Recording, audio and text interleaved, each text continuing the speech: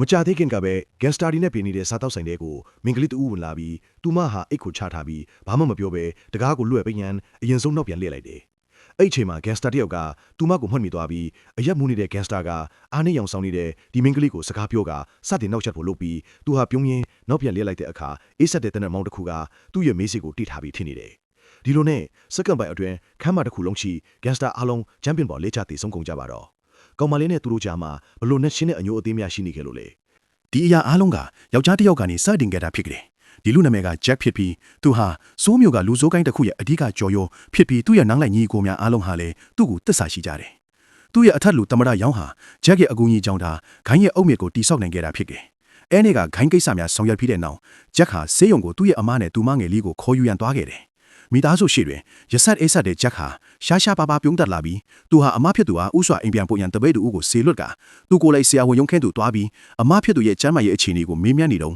မကြခင်သူဟာဆိုးရွားလာတဲ့သတင်းကိုကြားလိုက်ရတယ်။သူ့ရဲ့အမနဲ့ဒူမငယ်လေးဟာရန်တိုင်းမှုဖြစ်ပြီးတေဆုံးသွားပြီဖြစ်ကြောင်းဒါပေမဲ့ဒီရန်တိုင်းမှုဟာရိုးရိုးအဖြစ်တစ်ခုမဟုတ်တာကိုဂျက်သိရှိသွားပြီးတဲ့နောက်မှာ